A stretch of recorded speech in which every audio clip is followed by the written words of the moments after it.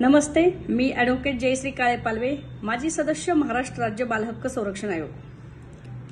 काल गुडलक चौक, डेक्कन, पुणे येथे काही राजकीय पक्षाच्या महिलांनी आंदोलन केलं। त्या आंदोलनामध्ये अल्पवयीन मुलींचा समावेश असल्याचे निदर्शनास आलेले आहे। तसं बघितलं तर लोकशाहीच्या मार्गाने आंदोलन करणं गैर नाही।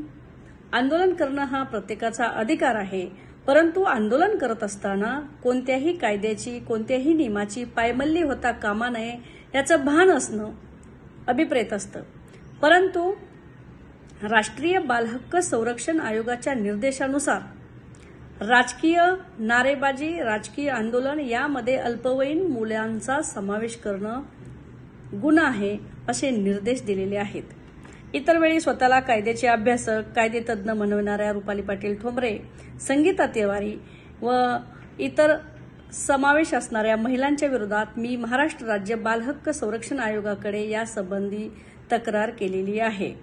या अल्पवयीन मुली कुठून आल्या, तसेच या अल्पवयीन मुलींना घोषणा देण्यास भाग पाडल्यामुळे त्यांच्या बालहक्काची पायमल्ली झाल्याचे व ती का करण्यात आली यासंबंधी संबंधित बालहक्क आयोगाने पोलीस यंत्रणेला व या दोघींना कायद्यानुसार त्यांना योग्य ती त्यांच्याबद्दल कारवाई करण्यात यावी अशी मी तक्रार महाराष्ट्र राज्य बालहक्क संरक्षण आयोगाकडे केलेली आहे।